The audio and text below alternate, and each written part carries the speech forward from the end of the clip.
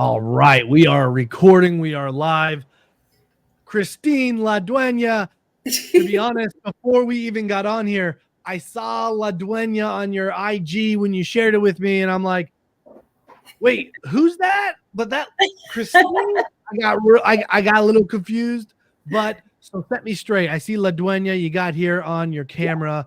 Tell me, is your name La Dueña or Christine? What is that all about? Well, my real name's Christine, but I go by La Dueña.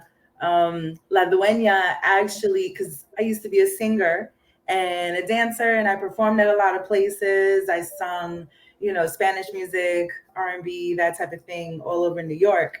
And That's so that crazy. was, yeah, so that was kind of like my stage name.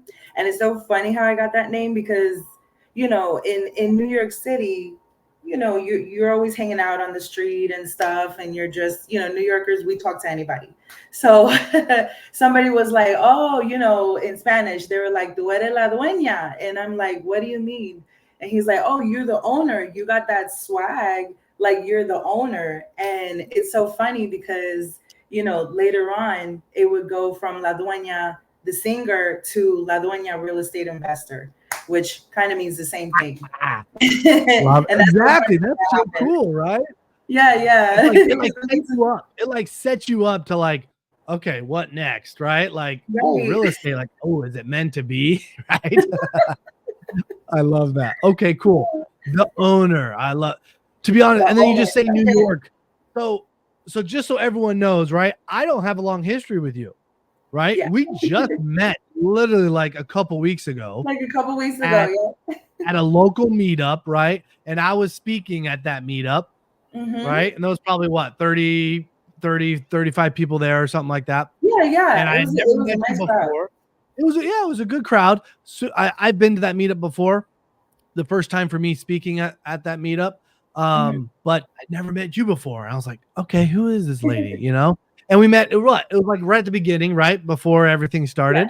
My wife was there, Jenny, as well. And so you guys kind of got to know each other as well. And so Yes, like, we yeah, we, did. we only have a couple weeks of history. And in that like 2 minutes, 3 minutes of us talking right before, I turned to my wife as well and I go, she has an interesting story. She's been in different spots in life. You just even talked about, are you kidding me? New York. I mean, we'll get to things. I mean, Yeah. I know even for this podcast, I'm like, okay, we're going to have to just go through some stages here. Cause I'm like, you had mentioned like Florida and a little bit about there. So I'm super interested. Yes. I know you went to Atlanta. I now know, I think I Atlanta. remember you listing New York. And now you're here with me in the Phoenix Valley. So I'm like, okay, this girl, she's been around to some places. She's Yeah. done some things. You got some stories. And so the people, one, they need to hear about it because there's so much you can learn from people going out and doing stuff, Yeah. right? Yeah. Oh, I'm Absolutely. excited. I I am get I get so bored excited. easily. So, I don't like to stay in one place. I don't like to stick to one thing. Like life is beautiful and I just feel like I want to experience it all. You know what I mean? Before we reach a certain age in life and we can't do certain things anymore. So it's like, it can only it almost gets me emotional, like wow, I'm so blessed that I'm able to experience so many things in my life, and I'm still in my 30s, so hopefully, with God's permission, I still have a long way to go and experience Lots a of lot time, more things. lots of time. You're right. Lots of the more world to experience. And so, I mean, lucky you. We get to live in the same, we probably could have done this one almost in person, right? Because we're both in Phoenix. But Yeah. I'm excited to get to know you. Okay. I've been, I mean, Thank you. you probably know a little bit more about me now from the meetup, right? I kind of Yes, shared I my do. background and what we do. Um, but so I'm excited because I think we can work together. I want to learn from you from some of this that you're about to share. So this is what I like to do. What I like to do is, as I said, I want to start with the now, La Hmm. Dueña. Okay. I'm going to get that imprinted in my head. Okay. Um, let's start with the now. You're in Phoenix. I'm here Okay. in Phoenix. My How first time long in have my you been life. here? About a month and a half now. Okay. About a month and a half. Yeah. Okay. You already came to a meetup where I was. Action Yes. taker is what that tells me. I've been to a Because that few was actually. like 2.5 weeks ago already, right? So it's like Yep. 2 weeks in and you're already going to a meetup and you've been to a few. I love it. I love it. Okay. So what is going on right now in your life? Okay. So real quick, then the first part would be real estate. Yes, Right? Because if you go to a real estate meetup, it's a part of you. Okay. definitely. What are you doing and trying to do in real estate right now? Well, right now, what I'm trying to do in real estate is to learn more about multifamily. So I'm working with someone right now. I met him actually at a Pace Morby meetup. Okay. And so he's teaching me right now how to underwrite. I have experience as a transactional coordinator.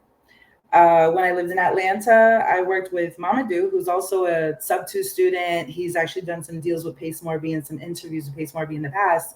Cool. And I met him at a meetup in Florida. So we're like going around in circles right Oh now. my goodness. And so, yeah, I guess I'm an Okay. action taker, So I met him. I said, hey, I want you to teach me real estate. I just entered the sub two, mentorship. And I see you on social media, YouTube, and I see you looks like you're killing it. Looks like you know what you're doing. Do you need some help? Can I help you somehow? And he was like, yeah, come on over to Atlanta. And I told him I'm in Florida. I'm in Orlando, Florida. That was where I originally lived at the moment. I still have my house there. And so I just left to Atlanta, started working with Mamadou. He taught me how to do transaction coordinating with him. So I was only with him for maybe about 6 months. And wow, I learned so much with those 6 months, wholesaling. I basically did I was his in-house transaction coordinator. So all the deals he was bringing in, and, he's bringing deals like every week, Oh, cool. he Okay. has Really a cool. team and all that. So yeah, so I was busy. He was like, all right, this is what you do. And that's it. And I'm like, wait, what? How do you do this? Like, cause at that time, I never even heard the term transaction coordinator. Oh, But he was I like, yeah, love you it. can I do love this. it. Action, right? Yeah. Action taker. Okay. So just to get my frame right. Okay. So here in real estate, you want to do multifamily. Yes. Okay. And who did you connect with here? I connected with Roy Brown. Okay, cool. Okay. Yeah. So learning how to underwrite Yes. multifamily. Okay. That's the real estate goal right now, is to learn Yep. how to underwrite and then buy some or participate in some. Yes, buy some. So right now, the reason why he's teaching me how to do the underwriting and everything that's involved with multifamily is because he'd like me to essentially bring deals to him. Right. And then he'll take a look at it because I think he mentioned that he owns around 60 multi-units himself across the United States. So he's Awesome. definitely someone who's doing it. And that's someone that I wanted to get involved with. And it's so crazy how I just bumped into him in one of the meetups. So I never knew him before Phoenix as well. So Right. Action. Go to networking events. How freaking powerful. Right. I mean, that's how you met me. That's how you met him. That's how, we'll get to that other side too. But you already briefly mentioned like meeting other people at meetups. Like it's crazy. Get out there, right? Connect with people. Have a smile on your face. Gosh dang it. La Dueña, you have a beautiful smile, right? Your energy. I really vibe with it. I think it's fantastic. Thank you. Awesome. Okay. So cool. That's what you're doing now in real estate. Is underwriting multifamily, going to get into it in part of his team and help acquire multifamily. What an awesome goal. That's I'm one. super. That's one of the few things. That's one of a few things that I'm working on right now. And then number two, okay. And I guess we'll get into this further, but I have about 15 years of credit repair experience. So yes. Tell us more. I really like the credit repair. So obviously I didn't have to. 15 years, yeah. So I had a friend in New York City, and he had one of the biggest car dealerships in Queens. So he was a FI manager, or so he's one of those guys that helps you get your financing and stuff for the cars. It was a big dealership, so they had all types of cars, economic cars, all the way up to luxury vehicles, Lamborghinis, all that stuff. And so this guy had so much connection because He also has some experience in the radio as well, one of the biggest radio channels in New York City, La Mega.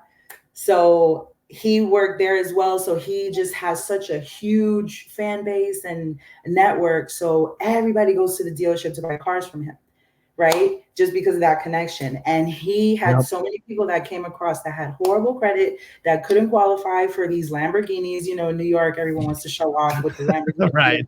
the Rolls Royce, and all that stuff. So he had so many people coming in, but he didn't have too much time, you know, to tell these people, okay, this is what you do, this is how you fix your credit, you Right. got to do this, that, you know, open up some trade lines, da da da da. So I knew him, and he was like, Christina, I need your help. And I'm like, okay, I need you to fix these people's credit so that they could get qualified, so they could buy a Lamborghini from me. I'm Right. like, okay. Came in to save the day. Yeah.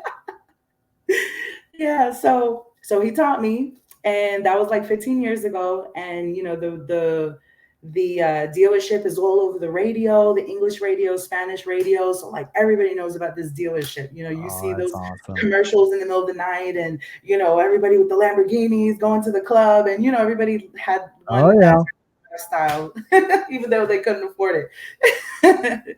So he taught me that, and I was able to get, oh my goodness, probably hundreds and hundreds throughout the year to get them qualified. And it was all about just cars at the moment, but that was when my mind started to open up, like, oh wow, I could help them get access to capital if they're looking to open up a business, business credit cards, you know, lines of credit. And it just became more, yeah. So it opened up to like a whole new world, like, oh, okay, I don't have to just do cars, you know.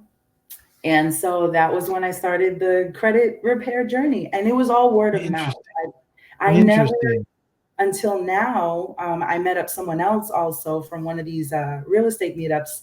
And so he's going to help me develop, like, you know, a website, a presence, and everything where I can come in, you know, a professional presence. Because all these years have been word of mouth, because the business has been great. You know, they're like, oh, speak to Dueña. She knows what you didn't have to develop those other pieces, because by inserting yourself into someone else's business, right?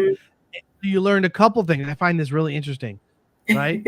Networking, being out there, right? Marketing, etc., fan base, notoriety, all of that stuff. It just proves how important that is, right? Creating content, etc., driving the traffic to him, and you plugging in. It fed the machine, right? You just had to be there and do a good job. So you learned really heavily the skills of the credit repair, but you didn't have to go out and market for your own clients, right? All that stuff. He taught you how to do it, and you did it. And now you're like, okay, I haven't needed a website. I don't even have a website yet. That's so awesome. Yeah. That's so cool. Okay. It's so amazing, because you know, all you have to do is just apply yourself. I didn't know what I was doing when I was doing the transaction coordinator, and now I could provide transaction coordinating services to people all over the United States. You know, just because I went to someone, I said, hey, I want to learn. Can you mentor me? Is there something that I can help you with? You know, I have this type of experience. What can we do? You know, that's it. And I feel like a lot of people have the potential to do the same thing. You know, they just need to go out there. And I think a lot of it had to do was when I was a singer, and, you know, I had to promote myself as a singer. I literally had to walk around the streets of New York and sell tickets to my own concert, you know, to my own concert. Oh man, yeah. I had to hustle. Oh, that's so cool. Yeah. So many people are not willing to do those things. Yeah, absolutely. So, you know, I would just go around the streets, and, you know, I worked in the hospitality industry for a long time. I worked at one of the biggest hotels in Times Square in New York. So I worked for the front desk. So I'm used to talking to a lot of people, like hundreds of people in one day, you know. I feel like that's where, along with, you know, my personality, and my family has the same personality too. They're like party people, and they just love to host events and big barbecues and stuff. Oh, that's awesome. Okay. I can see that. I can see that kind of larger than life type of, you know, energy there. Yeah. And that has paid off for you, which already, right, with what you shared with me, right? So we've kind of done, we have the now and more or less like, so did you grow up like, so were you somewhere else before New York? No, I was born and raised in New York. Okay. Okay. Mhm. So we have kind of like a start and an end, Yeah. right? And wow, you can see like, okay, started in New York, you've worked for, huge hotel, you were a singer, right? All that you had to go out and sell your own tickets, right? I Yeah. mean, talk about not that's another level, honestly, that other certain people would be like, oh, what are you willing to do? Right? Oh, I'm willing to make phone calls, whatever. Like some people aren't willing to do that, and Yeah. you're over here like, I have to go sell in person on the street to like my own To concert, strangers. like to strangers. They never Oh heard my my gosh. music. Yeah. That's that. I mean, I think that probably taught you some serious lessons back Oh then, my God. right? Yeah. Yeah. Wow. I think Definitely. that's so I had to have my cool. Instagram ready or, like YouTube ready and like, here's my music. It's going to be so cool. Like we did a lot of boat parties. Me and my friends, I had a ton of friends in New York, in the Bronx and Washington Heights and Harlem. Doesn't And surprise me. so basically I kind of built my own team, and they will go out and sell tickets for me as well. So they will be like, someone will be in Times Square, somebody else will be in downtown, like Canal Street, where there's a lot of tourists and stuff there too. And Right. when they come to New York, they're coming to New York, they want to have a good time. So they Yep. want to go see the comedy shows, they want to see the Broadway shows, they want to do the helicopter tours. And me, I was a hotel concierge, so I had access to all of that. Oh my gosh. If there's not someone that can be like connections, get to know people, right? Yeah. Like you're a go-getter, but then you're like, let me connect with you and you and you and you and you, right? Yeah. You had other people out there helping sell your tickets, Yeah. right? You're working at the hotel, tons of people coming through, just, Yeah. hey, connecting with everyone. Every opportunity you try to seize, Yes. right? Yes. I think that's super cool. And that is like written all over your, like when you were in New York. Yeah. I'm super excited as we get to some of the other stuff, but I'm like, wow, that is super cool. So La Dueña was born in New York, right? That's where Yeah. the name came from. That's where it got created. Okay. Yeah. So, and then we know what you're doing here. And so here, just to make sure, okay, so real estate, multifamily, and the credit, right? Those are the Credit. two things you're doing 1, 2, 3. simultaneously. Okay. Yeah. So credit's just been that thing that started in New York and has just Mhm. you've kept with it the whole time, Yes. right?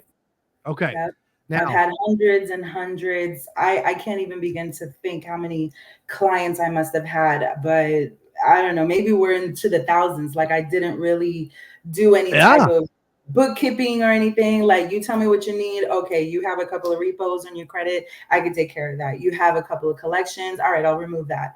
Your credit So needs to be powerful. updated. I will do all of that. And I was able to, perform and yeah, it's just been, oh, okay, can you do my mother's and my brother's? And like in New York, they Heck always say, yeah. he needs some credit cards, and everybody wants money, you know? Yeah. What a compliment. What a compliment, right? You Yeah, only get that compliment if you do a good job, yeah, yeah. right? Well, So consistent, thank kudos to you. you, La Dueña, doing a good job, and hence 15 years in the credit industry. So love that. Okay. Now you're in New York now. Okay. Mhm. So we're gonna change the order here a little bit. I know I was gonna take you backwards, okay, and that's okay. But Yeah. we know where you are now. But you've been talking about New York. You're in New York. Why stop singing? Okay. What happened? I mean, I didn't really necessarily stop singing. I basically just started channeling more of my energy towards my dream, which is to be in real estate. That is my ultimate dream. Mm, Um, Another reason was because I was a single mother as well. So Okay. I have a son. He's 20 now, believe it or not. Nice. And so I had to do all of this, the singing and trying to follow my dreams while I was in New York, and work at the same time, and provide a household, food, electricity, shelter, all of that. So I And didn't people really. don't have enough time. And people don't have enough time in the day. But here you got La Dueña. She's singing. She's raising the kid. Yeah. You're doing everything. Oh my gosh, people, wake up. There's so much time. There's so much time. Like you just have to be you got to be hungry. And I think one of the things that got me so hungry for, just to be successful at a few things is, some people in life have tragedies. And I had my own little share of tragedies in my life, and I'm blessed to be here. Unfortunately, my parents are no longer here. So I lost my parents, but I definitely got that entrepreneurial mindset from my dad. Oh, My parents, cool. yeah, so my parents both met at the World Trade Center, and they worked at the World Trade Center for almost, one was 28 years and the other was like 21 years. So they worked together at the World Trade Center. And so when I saw my parents living that, Scarface lifestyle, I guess you could say, they were Yeah, always yeah, yeah. parties. I had a nanny. Like, I barely saw my parents. They were always coming home late because I guess they would work and then go out and party, and I would just stay with the Right. nanny.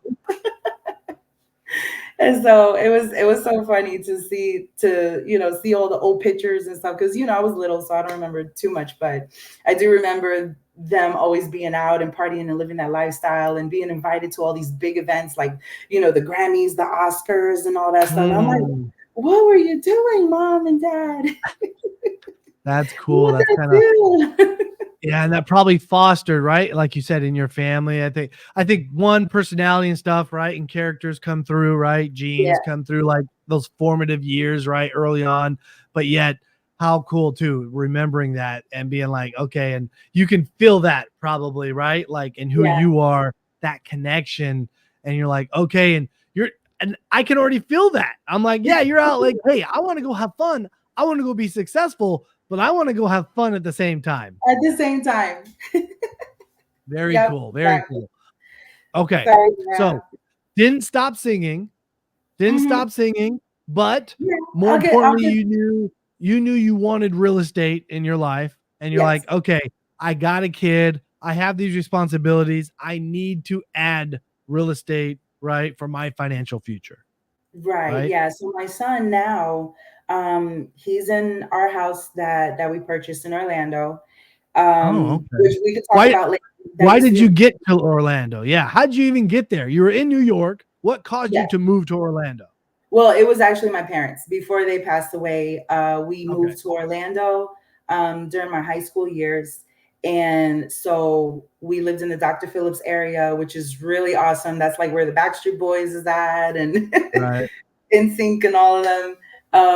So we were there. I was going to school there. So that's how we got to Orlando. And my Okay. father was making really good money, before the towers fell. He was making Right. really good money, and thankfully we had moved to Orlando on time, because he could have been there. Both of my parents could have Yeah. been there if we had Yeah. stayed in New York. So, we were in Orlando when that happened.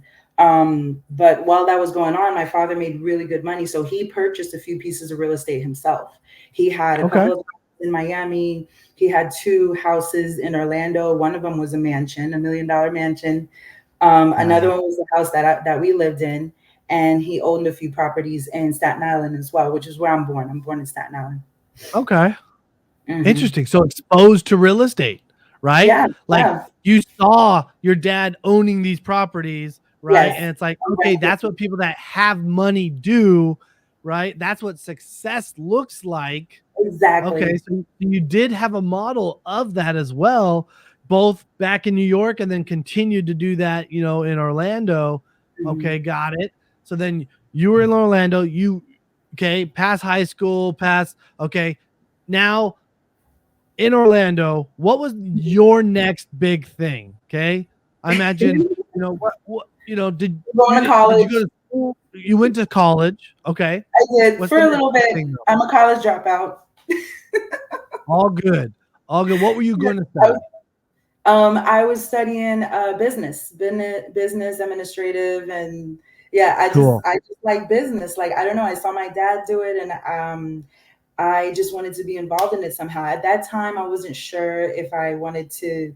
I knew I wanted to do something in real estate, but I knew that I had to get a degree, get some sort of formal education, not just go get my real estate license and that's it. You know, I wanted to do something further. So I kind of didn't know what I wanted to do when I was doing that.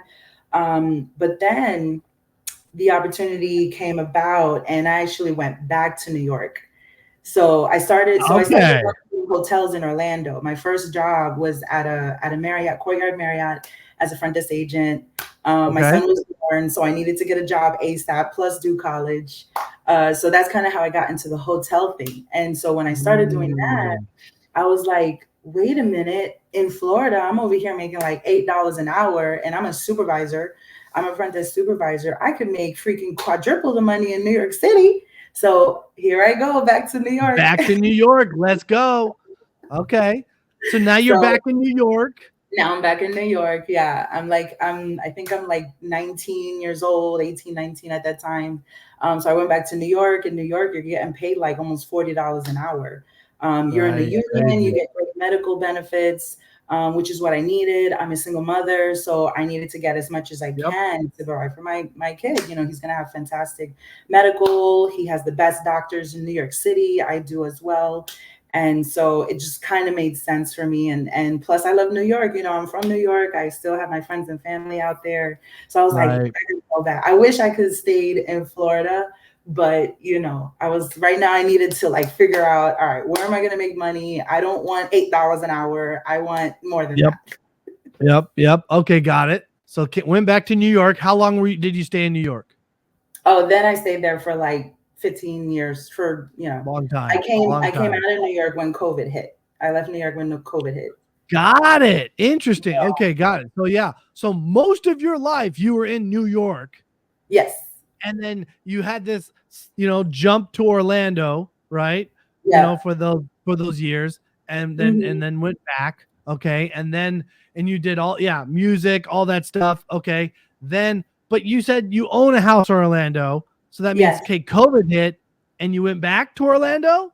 Yeah, we actually kept the house. We kept a few of the properties that was in Orlando. Okay. After my father passed away, I inherited a couple of the properties. So, you know, I was very, very blessed because now I get to own real estate, and I haven't even really gotten into the real estate Right. realm as of yet. Mm-hmm. So what happened there was, then I inherited the property. My mother was still alive, so my mother was still living at the property, and Airbnb just came out. What was it, Okay. 2014, 2015, or something like that, when Airbnb was, first came out. And Yep. I was like, Mom, this is kind of a good opportunity because our house is only like 10 minutes away from Disney World, you know. Yep. So why don't we rent out the rooms? It had 5 bedrooms, so why don't we have a swimming pool, garage, is really nice house. Yep. Why don't we rent out the rooms individually out in Airbnb? And then, I'm in New York, but you're here in Orlando, so why don't you manage them for me? And I'll be in charge of the bookings. I'll tell you, oh, hey, Mom, someone's going to be checking in Friday. It's a family of 4. They're going to be taking the master bedroom or this room or that room. They'll be there for a week or Cool. 2. And so I was Right. and it was working out really well. They love my mother. My mother is so hospitable. She made friends all over the world. She has friends in Brazil and I can only Germany. imagine after talking to you so far, for just literally that other time and now, you guys are so friendly. So, and then tag teaming, right? You Yeah, and with mom. taxi, How thousands of freaking miles cool is away. that? Huh? How I said, how freaking cool is that, right? You Yeah, got to yeah. do this thing with your mom, tag team. She would run the Airbnbs. You're back in New York. Okay. So that was 14, 15. You start Yeah. Airbnb some of the properties. Okay. Mhm. Are you still doing Airbnb with some of those properties? Today, no, not anymore. Okay. Not since COVID hit. I think since COVID hit, I had a Changed lot. a lot. Yeah, a lot of changes, obviously, a lot of the cancellation, a lot of cancellations. Because at this time, we were getting people that were coming and staying months at a time. It wasn't even a nightly thing anymore. It was Right. like, I don't know, I guess once we started reaching up the ranks into super hosts and stuff like that, we were getting people from the UK that would stay in Orlando 30 days at a time. And that was just raking in the dough. Like, oh my Oh gosh, yeah. everything was like, okay, this is 1 month, this one's 2 months, this one wants to stay 3 months. Like, So what? you merged from everyone considers Airbnb as short-term rental, but in all reality, you can do short-term or longer, right? Which would Midterm, be essentially. midterm. So you basically kind of got into midterm by just happenstance Yeah, because people started just booking for longer. yeah, yeah. Cool. Very cool. Very cool. And Okay. yeah, it's like people were almost fighting for, like people were almost fighting for the spot. There was a couple of issues that I had where I think I accidentally double booked myself. So this That's is a little when I bigger deal. That's a little bigger deal when it's people coming from Europe or something like that trying to stay for a month. yeah, Um, but oops. oops. Okay. Yeah, You so learned then some I started. lessons. You adjusted, you know. I Yeah, I love that. adjusted. I was biting off more than I could chew because I was doing very good on Airbnb. I had no reason to leave the platform, but I also opened up in other platforms as well. You have booking.com, you have VRBO that also, I just started hearing about that. Right, So right, I right. had put the property on multiple platforms. And on top of this, I'm living my busy lifestyle in New York City, working as a front desk agent and the hustle and Right. bustle of Times Square every day. So, I'm just like on my phone, like, okay, doing this and running so many things at once. So yeah, there was Oh, like it only happened like twice or probably three times it happened where I accidentally double booked myself. But we were able yeah. to work it out because we had two properties, we had multiple rooms. I was renting the rooms, not the whole property. Even though a Right. lot And so of that people, makes it a lot easier to kind of move yeah, things around, solve those type of problems. And yeah, well, and just the fact of multiple platforms, right? Like I think most people that go on multiple platforms like that, like it does happen, right? Like yeah. they're doing their best, they're doing everything, but it definitely can happen. So by all means, I don't think it was a big deal. And I think you guys probably, because of the per room, you guys had the perfect, Yeah, yeah. easier solution to do that. So, Not only okay, that, cool. but I was working for a huge hotel chain in New York City. And so if that failed, my backup, which thankfully I never had to do that, would have been I just booked them at a Marriott or a Hilton, with my Right. employee discount or something. But I never did that. It never Perfect. got that far because the great thing was that all these people that were renting, they weren't going to be in the house anyway. So they were like, oh, it doesn't matter. I just need a place to sleep. But we're going to be in Disney Right. all day. We're going to be in Universal all day. We're going to be doing, tons of things with the family. So we're not even going to be in the house. It was so perfect. Like, my mother basically just meets and greet. Okay, have your breakfast, get your sleep, and then go to the parks. And, it was Cool. perfect. Oh, I love it. I love it. You created that whole business together. I think that's super Yeah. cool. Okay. And then come COVID.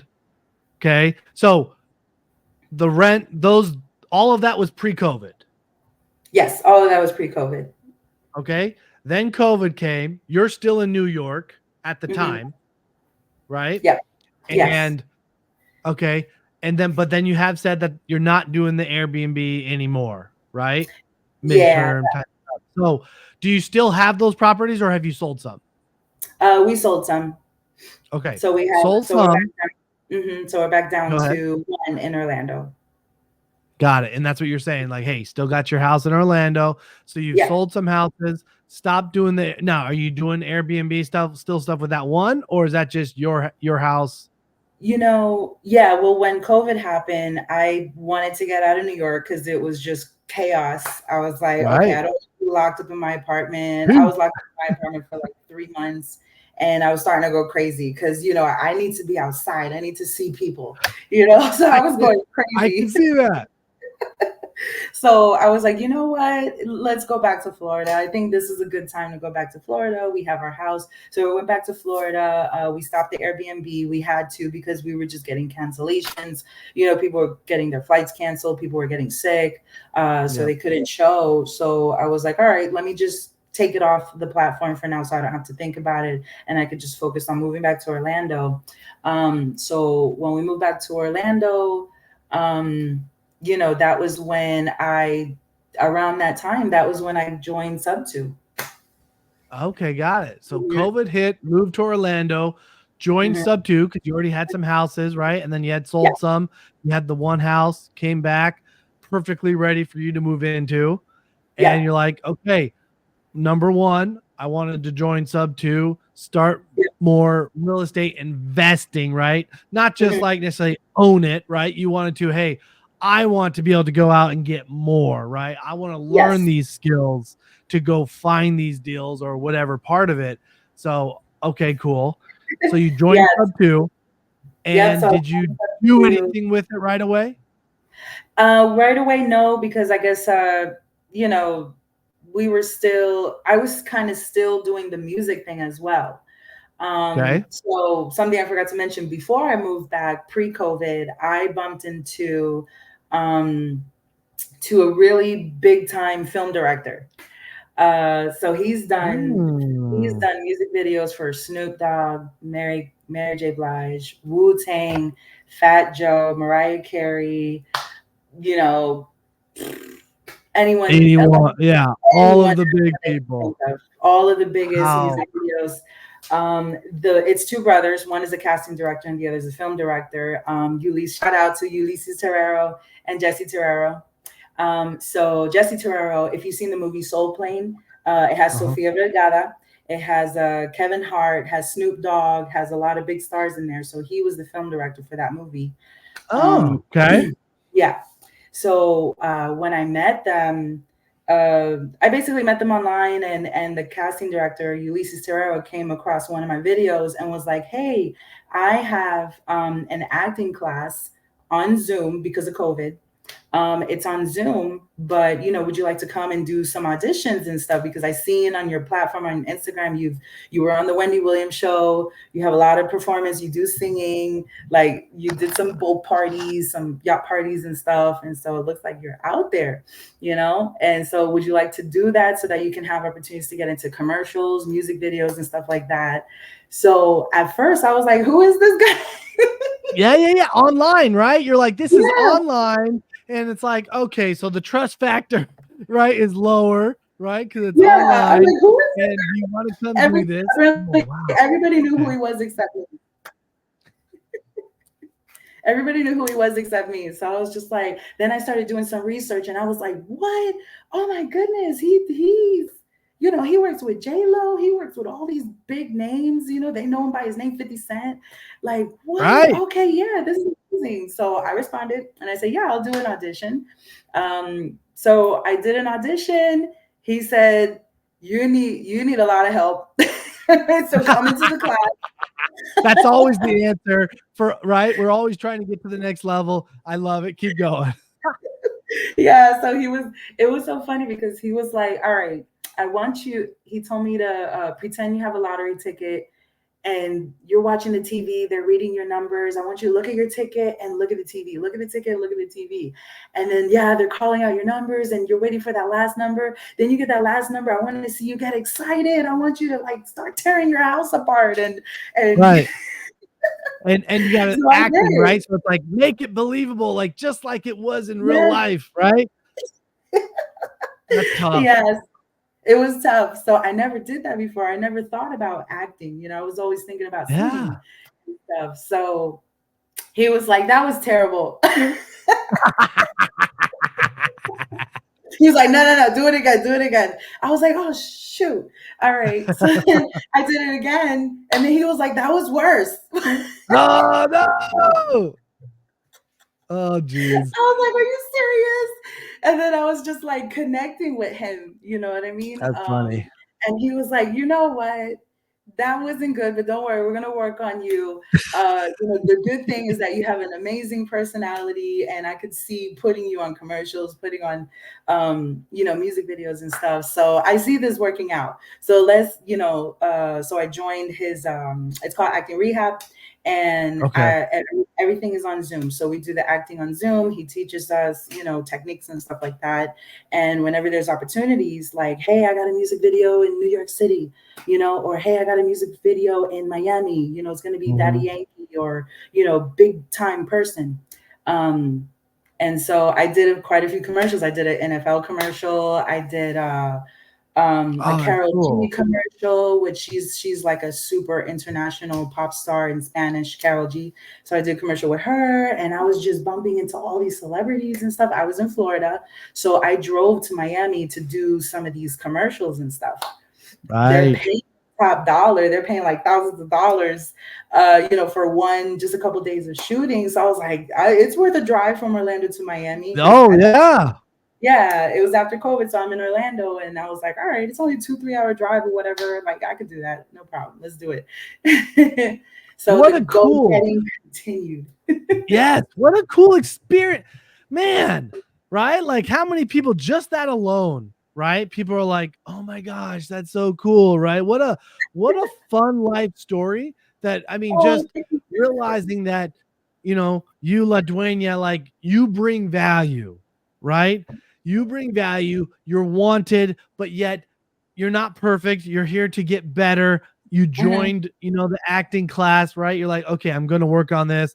And then you saw your hard work kind of start to pay off by getting Yeah, some of these commercials and just and connecting with people, right? All these higher, celebrities and things like that. I think yeah. what it's bringing those other skill sets that you've been developing, honestly, right?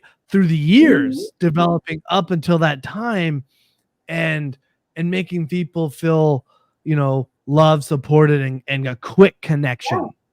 absolutely. So at that time, while I was doing that, I was doing sub two at the same time. So since I was Okay. in Miami so often, I started going to the meetups. So I would do a meetup, and then I would shoot a commercial the next day or a music video or something the next day. Nice.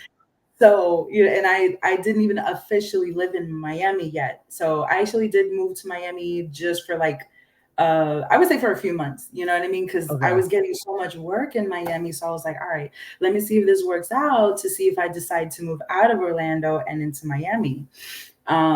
So then the sub two was going on. I was going to all these meetups in Fort Lauderdale and Miami, meeting a ton of people. Plus I knew the credit repair. So I was helping some people Right. in business meetups. And I remember one day in Miami, I went to 5 meetups in one day. You got to be 5 meetups. That's I don't know why. crazy. Yeah. I went, one of them was a sub two meetup. Another one was another real estate meetup the same day. Another one was a business meetup. So these were like business owners. Another Okay. one was kind of like a lawyer's meetup. So I was like, okay, I'm going to meet some lawyer friends. Interesting. How did you? Yeah, I went there. Okay. And then the last one was a credit repair meetup. Wow. So all See, in one day. there's that should be like, I feel like when I think about you, right? Like I've said, yes, action taker, all of that, right? You can just see you're like go, go, go, right? But like I don't think I've never talked to anyone that says like I've been to 5 meetups in one day. Okay.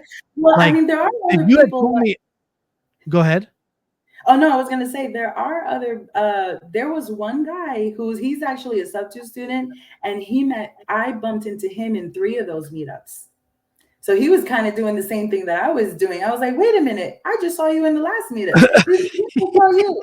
I was like, oh, okay. So then him and I, like, we split ways, and it was Right. kind of like we were tag teaming a little bit. And I just met this guy.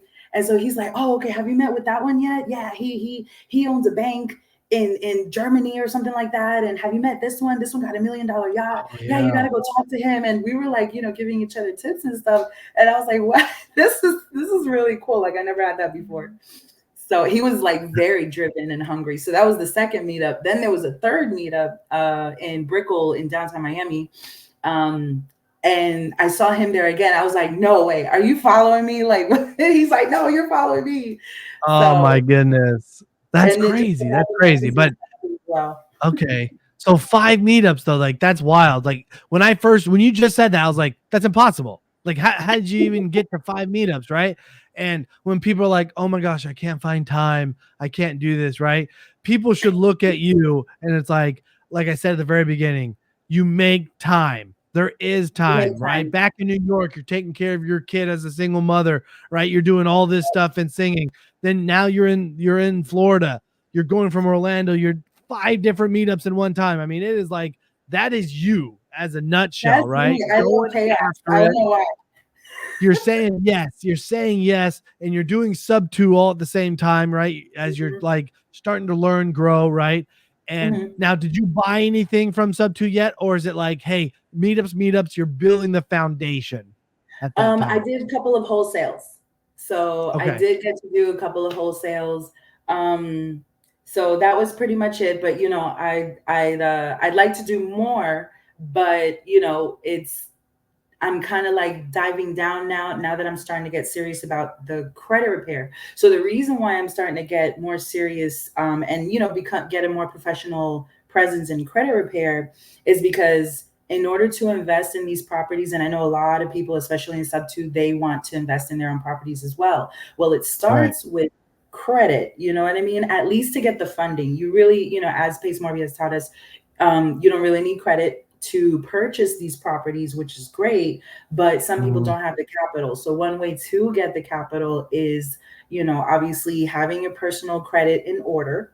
Number 2, you know, getting opening up your LLC, getting access to business capital and stuff like that. So I met up with someone else who's also in sub 2, and him and I are working on the credit repair website together.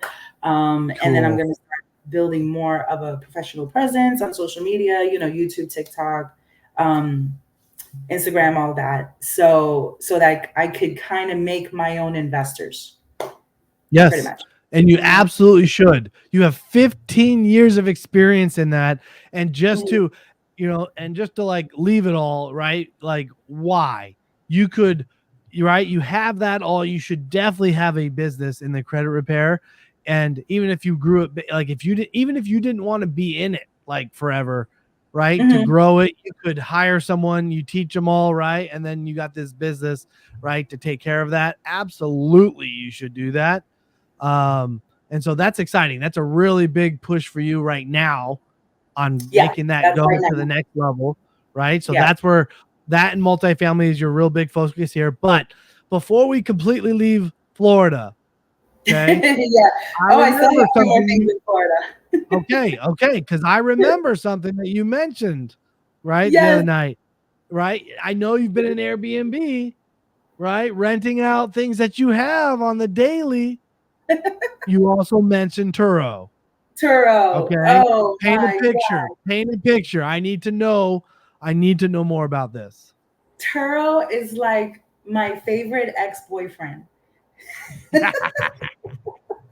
It's like I hate him, but you know, I'll still think about him every once in a while, and we had our good times, you know. Yeah. So Turo, at the same time that I was doing the music videos in Miami, I was also, you know, I was coming back and forth from Orlando to Miami, like almost every week. You know, it was crazy. So I bumped into a guy. He's senior vice president, or used to be senior vice president of a big bank, and so he has also experience with credit repair and business funding.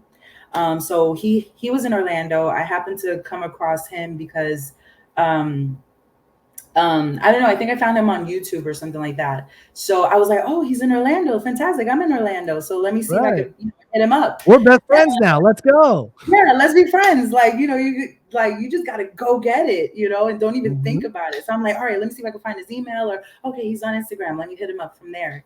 So he kind of put me onto Turo and how to. I told him, I said, hey, I know how to do credit repair. I used to work for a friend who owned a car dealership, so I know how to get cars too. I'd like to take that experience and see how I can get my own fleet of cars.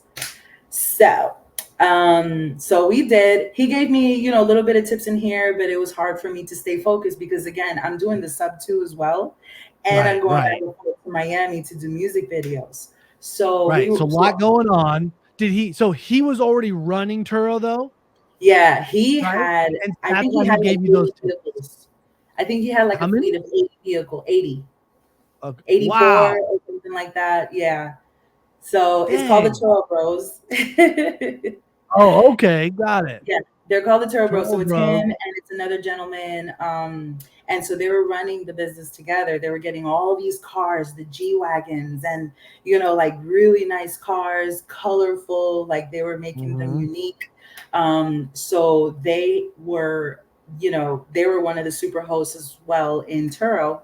And they had a formula that worked, basically put all of your cars on a piece of property that's outside the airport, because obviously these are the people who are going to pick up the vehicles.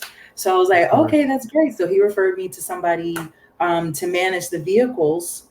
But, I was being a little cheap at the time. I was like just starting out. So, Right. so instead of Normal. having someone manage all my cars, because I had 37 vehicles. What? Okay. 37 vehicles. He gave you tips real quick though, real quick. Okay. Because people are going to want to know this. Okay. Yeah. So yes, you had somebody who gave you a lot of tips and kind of, okay, use a lot close by the airport, right? To store, have someone manage them. But first off, okay, and you had the dealership. Did you get all these through that dealership, or No. how did you buy the first one? The first one, well, before we did any of that, before we even purchased the first vehicle, I had to boost up my credit, my personal credit, right? Okay. So it cost me about $10,000 to do it. You had to get some trade lines and you had to really beef up your personal credit to make it, so that you have a long history and stuff. So companies do it today on startups and stuff too. So, so that's basically what I did first. I was like, okay, I'm going to take, I found $10,000 and I did it. So I put threw everything into my personal credit and my business on my LLC. So I had an LLC. I have some backdated trade lines on there as well. So with that, I was able to go. It was so funny. What inspired me to hit over the 30s, I saw a YouTube video. I can't remember his name, but this guy is from Atlanta, Georgia, and he has a YouTube video out there. And he talks about how he was able to obtain 30 vehicles in 30 days. Oh my! And it made sense. It made sense to me. I was like, oh, okay. So when you purchase a vehicle, it takes typically about 30 to 45 days for it to hit your credit, right?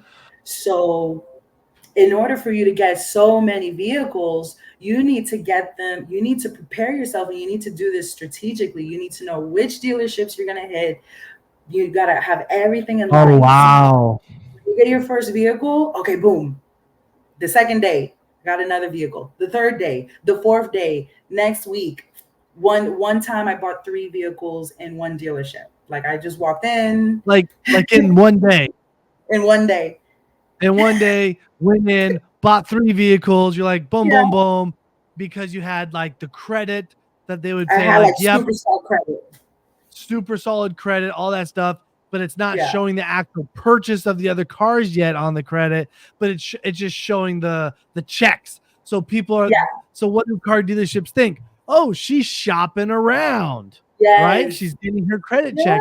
They don't know that they're buying this and buying that. Okay. Oh, that is cool. Like from the outside, you're like, until it's too late. I already got the vehicles.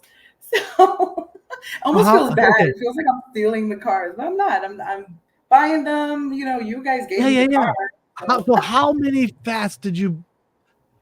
Okay, so you bought. Give me a couple parts of that timeline. Like, how many did you buy in the first week or something, or etc.? The first week, oh my God, I don't even remember. The first week, okay, so we had a Jeep Cherokee, we had a Kia K5, we had a Mustang convertible because convertibles are very good to have Right. in Florida, definitely.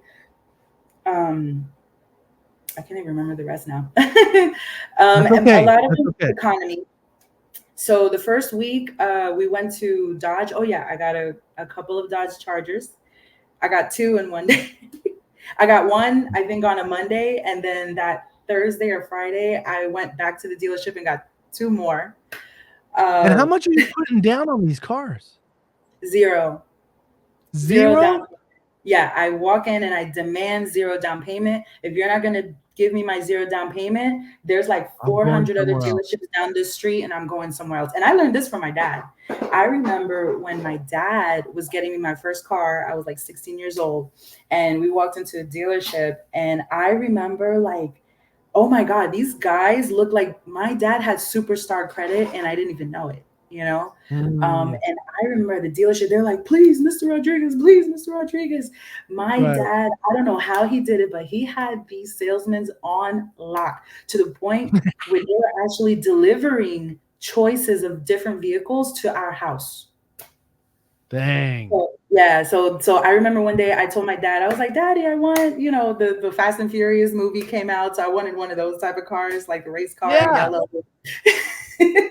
So I was like, Oh, that's Dad, for so my funny. 60th birthday, that's what I want. And he was like, all right. So one morning, I woke up and it was a Lancer Mitsubishi, yellow with a dragon on the side, and it was like three Oh, different versions. dope. That's So I so woke up one cool. morning, I looked out my window, and I'm like, why is there three yellow Mitsubishis in the driveway? And he's like, oh, I was too lazy to go to the dealership, so they brought them to So they me bought three so you could pick. so you could pick. I love it. I love it. That's So so I will never cool. forget. That was so crazy. I didn't think that was possible. I was like, what? Oh my God. So I picked one and I had it. So it was really cool. It had like a red interior and it was yellow and I got pulled over Oh, all the time. of course. I love it. I love it. Okay, that's super So cool. So you learned some of that from your dad, but yeah, then you learned some of this other information, right, from this other guy, and this is how many, yes. and the YouTube. The YouTube inspired you. 30 cars Me in too. 30 days, I and so never you met went this out there and you're like, guy. buy, bought three at Yep. least in one day. So okay, so if you had to guess a number, okay, how many did you think if you just picked a number? How many? Okay, so you ended up buying 30, what, five you said or something? 32? 37. 37 37. cars total. Yeah, Okay. total. Because I was starting to reach that um I don't know what it was in me. Like I was like, we gotta go, go, go, go, go, go. We gotta get these cars. Like, so I was calling dealerships so that I could make some deals through the phone. Like this guy in this YouTube video Right. was explaining how he did it. He was like, I fixed my credit. I made some phone calls. You could get pre-approved online. So Yep. you don't always have to go into the dealership. So I did that as well. It was kind of like 50-50. Some was online and some I went into Right, right, dealerships. right. I wanted to take a look first. So I remember one week, I don't know, it had to have been like 12 cars one week. I was just like, yeah, and they're not seeing that I'm already purchasing cars yesterday and the day before, so I'm Right. just going all It over had to Orlando. feel it had to feel like unreal, Yeah. right? Because Well, that's I not don't know what normal. And it's then not all of a normal. sudden you're like, let's go. And you're like, this is really happening. I just bought three cars yesterday and I'm buying another car. And I own, when you hit like five cars, I think that would have probably like felt a little bit. And then you're like 10, 15. Was there a little bit of an addiction, you think, once you Yes. started? Yes, Had to have. definitely. I definitely bit off more than I could chew.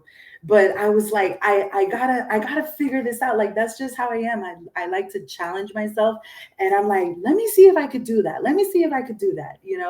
And it just kept happening. Like, oh, okay, yeah, you're approved. You want to come pick up your car? And I'm like, what? Okay, okay. So I got that phone call from one dealership, and then I went to the dealership and I was like, hey, I like that car too. Could I get that car too? And so I left the dealership with two cars that day. Oh my gosh. That still feels so unreal to me. Okay. That's Yeah, crazy. Okay. So you did crazy. all that and you bought 37 cars. How many did you think you bought in like the month though? Did you hit the 30 or was it less? No, yeah, in the month, I think I hit like 32 or 33. 32 or 33, and then you had a couple extras after that kind of A still couple extra happened. after. Yeah, a couple Okay. the ones after because now, well, no, I was testing it. I was testing it. So on the 32nd day, the 33rd day, I was like, let me see if I could go to the dealership anyway. And let's see You're if they like, can any day now, they're going to be like, nope. any day now, they're gonna be like, are you crazy? You got 30 something cars. So I kept trying it and it kept working. So technically for me, I think it was like the 42nd day or the 43rd day. That was when Okay, but boom. they finally did tell you no. I like, yo, are you crazy? Is that what? Yeah, is that what? How did that conversation go? Oh my God. So I went back to the first dealership that I went to because I had two chargers. I wanted a third one. So the first one I bought like the first week of this venture, this 30-day Mhm. challenge that I gave myself. Extravaganza. So I went back to that dealership, I think on the fourth week. Uh, so I went back, I met up with the same salesman. He was like, oh my God, you're back. You're going to get a third car? So I was like, yeah, I don't know. I mean, if you'll allow me to. He was like, well, I don't see why not. So let's see if we could get you approved. And this guy really fought hard for me. Like, he fought hard for me. He was definitely a go-getter. He wanted to do everything possible to Right. make sure that that sale happened. And I will never forget. So the sale happened. I was able to get the car. Not only was I able to get the car, they saw what was in my credit, but because I don't know what it was. One of the guys had some sort of hookup with an underwriter from another bank, and so they were able to pull strings. Some bank that I never heard of. So they were Right. able to pull some strings for me. And I told them, I said, yeah, well, this is a car rental business. It's a Turo business that I was trying to do. Right. But because of his, his connection, I was able to get approved. Not only was I able to get approved, I'll never forget this. The dealership closed at like I think 9 or 10 o'clock or something like that. We were there till almost like 1 o'clock in the morning. Oh my! They stayed to They help stayed. you get that car. Yeah, Wow. And yeah. you shouldn't have been able to buy that car, I but shouldn't have been because able someone to. pulled some I didn't accept strings and no they're for an like, answer. yeah, right. And you're That's like what. not accepting no for an answer. And Mhm. once again, knowing somebody, I mean, you indirectly kind of, knowing somebody made it happen. And then, so after that, you just knew you weren't going to be able to get anymore, or did you still try? I still tried. So I didn't go to the dealership route anymore. Now I went into buy here, pay here. And Mm, so buy here, pay here, I didn't get that much quality vehicles, but I still got vehicles that, that work. So I was able to get, I think two vehicles and one buy here, pay here. So they're a little bit more flexible because they saw my credit and they saw all the cars that I had. But I don't know, like it's all about just trying to persuade them and tell them like sure. I was kind of telling them too, like, hey, I got approved by this other bank. So if you don't give me a car today, I'm going to go over there and get the cars over there. So I Right. just, And you're like, someone, this is a business. There's a reason I have yeah, all these cars. yeah, exactly. Like they're giving me these cars and you don't want to give me a car. Are you sure? And so they figured it out. And so I walked out with two cars. Then I went to another buy here, pay here. There's a lot in Orlando. And so I pulled out another two cars and I think I got two more in Miami. I was doing a music video and I was like, let me just walk into a dealership and let me see. I mean, not a dealership. It was also a buy here, pay here. And let me just see what I could do. And I walked out with one more car. So Oh, that's so crazy. that completed my 37 cars. Perfect. That completed the 37. You're like, nope, they're everywhere saying no now. It's done. Yeah, I can't it's time to wait. stop. It's time to stop. And you obviously by 30, you did all that very, very quickly, but you started listing these cars, I'm imagining, on Turo. I was listing them before I even left the dealership. You were listing Before them they put the before bow you on the left car the and dealer. everything. I was already putting them on Turo with the bow on the car. Nice. That probably actually helped, right? They're like, oh my gosh, this thing's like brand new, Yeah, it's really So clean, brand new, da da da da, all this interesting. stuff. So that was when you were doing the Mahone Miami thing. So that's after COVID. And so, okay. So what would you say in 2021? Yes. I think I started at the end of 2020 going into 2021. Okay. Yeah, Now, so that now was you said like a bad ex-boyfriend. Okay. So first off, it's a bumpy ride at some point during the process. Okay. yes. What? Because, right, all relationships are. So tell me, what's the craziest story? Because you probably have, and maybe it's not crazy, but what would you say would be the most interesting story, at least, of the Turo business for you? Like actually like renting these cars out or something. Well, when they leave the state, you're not supposed to leave the state. So I Okay. think we had a Jeep Cherokee and a Kia K5, and they left the state. I put trackers on all these cars. You could get them on Amazon for like $20. Right. So I put trackers on all the vehicles, and so one of them was taken out. They took them to the Bronx, I think it was, and I'm very familiar with the Bronx, so I used to live there. And oh my goodness, so I had to call the police. I told the guy like, "Hey, what are you doing? You're not supposed to leave Florida, and Right. you were supposed to return the car yesterday." Oh And my gosh. he didn't bring the car back yesterday. So I'm like, "Hey, do you need an extra day? Is there something that I could help you Right. with?" I had no idea that the car left the state at this time. And he was like, no, I'm so sorry. I'm going to need the car for a few more days. And I said, okay, well, you got to contact, Turo and, follow the process and stuff. He was like, okay, sure. I'll do that. He didn't do it. Right. And I'm like, what the heck is going on? So I finally logged into the tracking system to see where the vehicle was. And Like, he was like already in Jersey going into New York. And I was like, what? Yeah. I'm like, oh my God, did he steal my car? Like, I don't know. This just happened. Like, oh my God, what do I do? So I called Turo, and they informed me that I'm gonna have to call the police, make a police statement and stuff. I'm like, freak, Yeah. oh. So I did. They ended up having to arrest the person, and it was the NYPD who called me on my cell phone and said, "Hey, are you Christine?" And I said, "Yeah." And so he said, "Okay, we got your car." I said, "Really? Where are you guys?" He's like, "Oh, we're in the Bronx." I was like, "Oh my goodness." The guy was driving.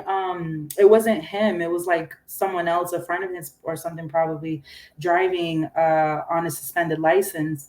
And so he got pulled over, and his license was suspended, and they arrested him for that. So they took the car, and they asked me, if I can go pick it up. So, so you had to go over there and get it. Yeah, but I ended up not going there right away to go get it. Luckily I had a lot of friends in New York. So I said, "Hey, can I have one of my friends go pick it up for me?" So they were like, "Yeah, you have to make an affidavit and da da da." So I was like, "All right," I did that. Sent it to the NYPD, and then my friend went to go pick it up. So he FaceTimed me. He was like, "Okay, I got your car." I was like, "Oh my God, okay, thank you." Wow. And no big damage or anything. They just No damage. No. You know what he did? He changed the license plate. So they were asking Really? So that way he thought he was getting away with it. Yeah. So so that's why they weren't able to locate the vehicle after it was reported stolen, because usually the cop cars have plate readers and stuff. So if somebody drives by and with, it never would pop up because it's a different plate. Interesting. Exactly. So he switched the plate, so that's why they weren't able to catch him. But I don't know. He must have ran a red light or something. I don't know what happened, but he got pulled over, and then that was when they looked at the VIN number and they saw that this car was stolen. Right. Oh, crazy. Okay. So yes, definitely some crazy. What's that? That was one of many stories. Oh, I bet we could probably talk about this and all these stories. We'll probably have to do another one or something of like strictly Turo stories, right? Yeah. That'd be so much fun. Okay, crazy. So crazy stories, right? The the ex-boyfriend. It's a bumpy road. Okay, but then it's an ex-boyfriend. You're not doing Turo anymore, is what I'm hearing. No, I took them all out because then other things started happening. So someone crashed the Dodge Charger, which was my first baby. I didn't want to rent that one. Like that was supposed to be my everyday car, but I was like, I'm making these high payments. I gotta find a way. I gotta rent it. So I put it on Turo. And this person who rented that car, he rented it 3 times in a row. So he was coming back. He was like, "Oh, I love that car. Can I rent it again?" He hit me up on Turo, and I was like, "Yeah, sure, okay, just rent it again on Turo, and I'll give it to you, or you could go pick it up at the airport." That was another crazy thing I did. Sometimes I left these cars at the airport in the parking lot with the key inside, which was super risky. I don't recommend that, but luckily, nothing ever happened to these cars. So I would just leave the key in the vehicle. I'll take a picture of where the car is at, the parking spot, all that, and I'll text it to the client. So this one rented it the 3rd time. And I was like, "Oh, okay, great." Like every time he rents is like $1,000, $1,500. He'll keep it for a couple of weeks. Yeah, I'm like, "Yeah, fantastic. Sure, you can take the car again." So the 3rd time he rented it, he didn't return it back the day that it was supposed to be returned, which is strange because he didn't do that before. Right. So I said, "Hey, I'm like, oh my God, is this happening again? Like, is he stealing the car?" Yeah. So he hit me back and said, "Yeah, I'm just visiting some family in Miami." I was in Orlando at the time. He's like, "Yeah, I'm just visiting some family. So can I have it for a couple more days?" And he paid for it. So he called Turo, went through the process. I was like, "Oh, okay. Thank God. I don't think he's trying to steal the car." Right. But the reason why he was doing that was because he got into an accident with the car. Now, it wasn't a big accident. It was just like a fender bender type of thing. So the front bumper caved in a little bit, and little bit of damage, minor electrical damage as well. So going through the so he finally fessed up. I think it was like the 2nd or 3rd day that he was renting it, the actual day that he was supposed to return the car to me. So it was like doomsday. Like, so before he returned the car, like, "Hey, I'm supposed to return the car to you today at 12. I just wanted to let you know that I got into a bit of an accident." And I was like, "Oh my God, no." I was like, "Okay, well, are you all right? Is the car okay?" And he sent some pictures. So it was a little bit of damage in the car. He said that now, he was doesn't driving. Turo just handle that with insurance, or was that a nightmare? Oh, that's a nightmare.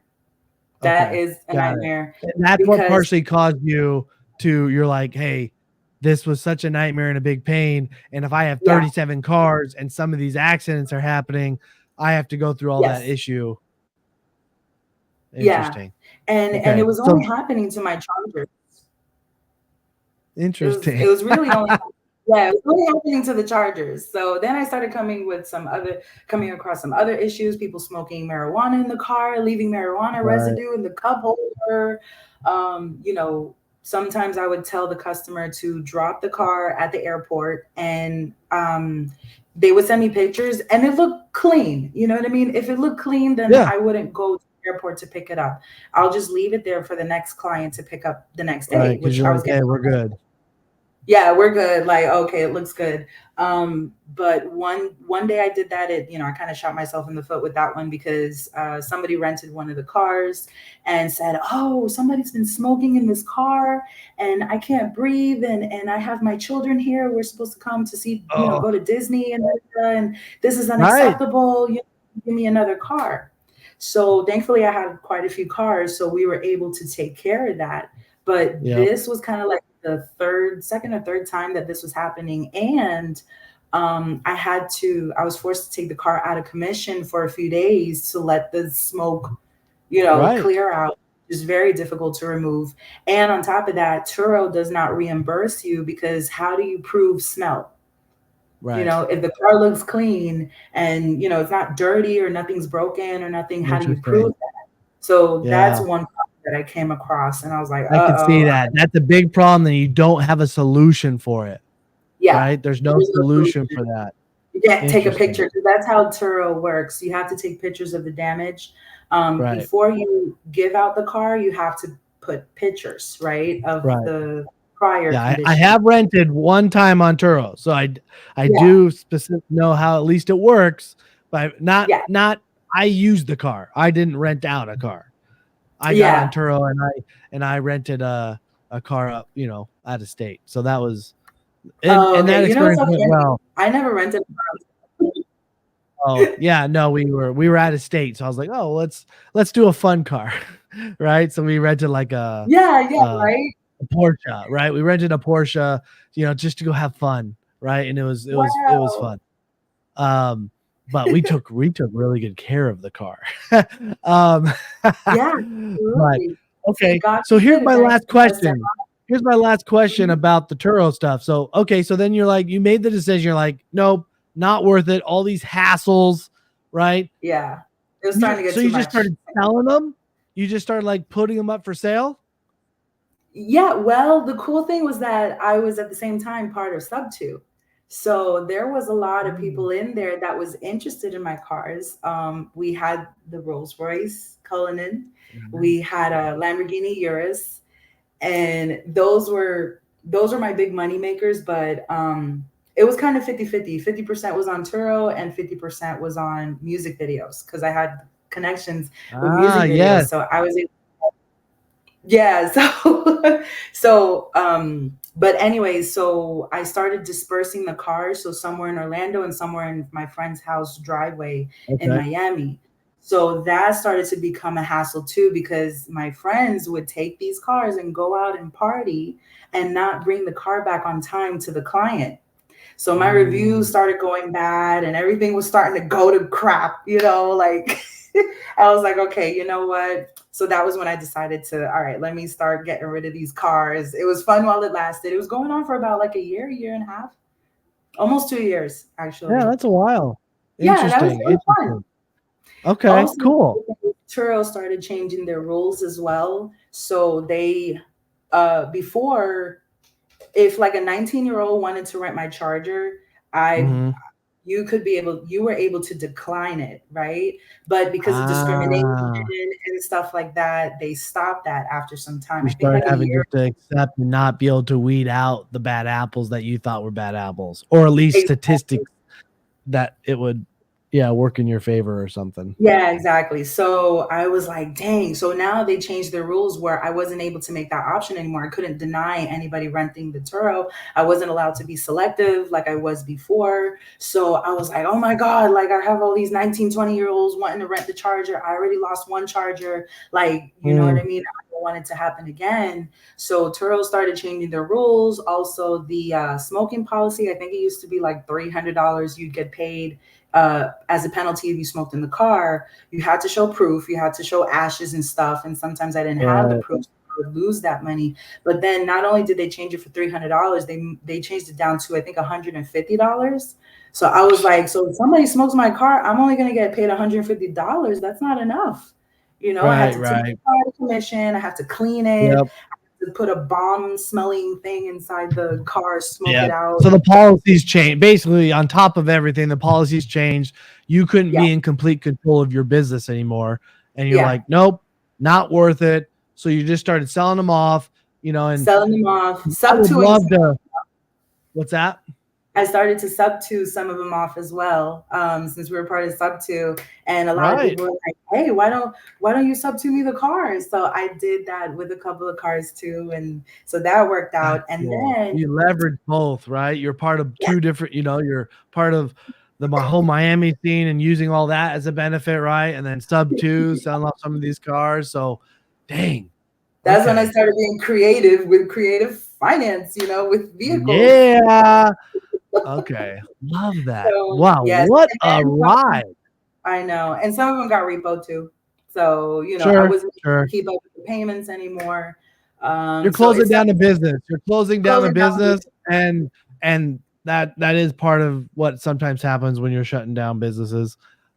Because once you stop marketing and stuff, there's no money coming in for those, right?